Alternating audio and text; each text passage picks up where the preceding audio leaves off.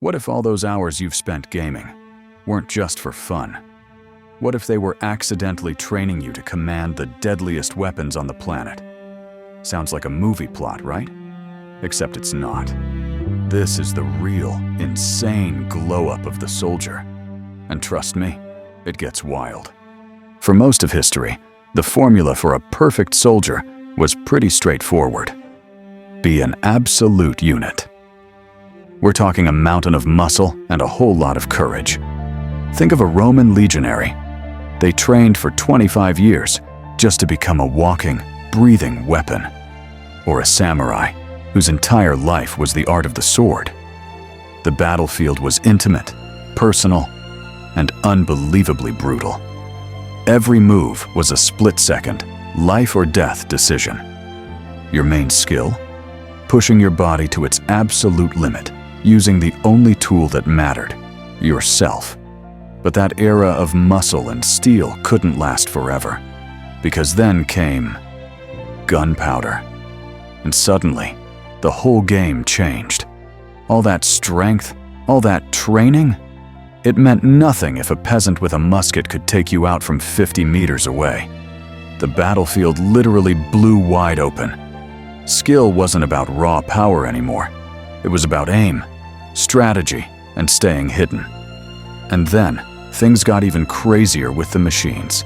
Tanks, planes. The soldier wasn't just a warrior anymore.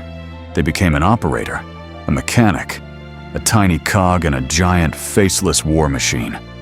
The distance to the enemy got bigger, sure, but the horror? That stayed. You could still see their faces. And then, the rulebook wasn't just rewritten, it was thrown out completely.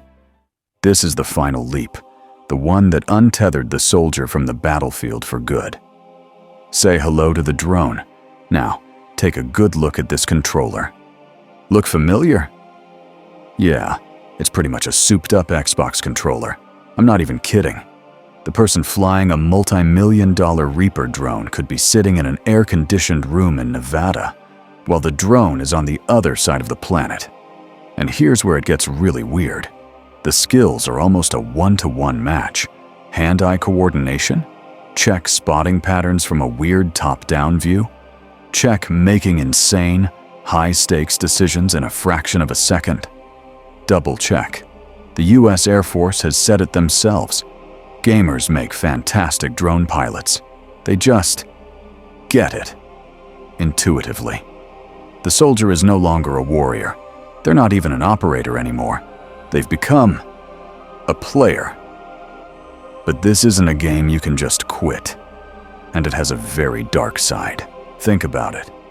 When you fight with a sword, you feel the raw, physical impact. When you look through a scope, you still see a person. But what happens to your brain when you eliminate a target that just looks like a cluster of pixels on a screen? There's a name for it: virtualized warfare. And the psychological cost is staggering. These drone pilots, the ones sitting safely in chairs thousands of miles away, they experience PTSD at rates similar to soldiers who are actually on the ground. Because their brains know it's real, even if their bodies aren't there.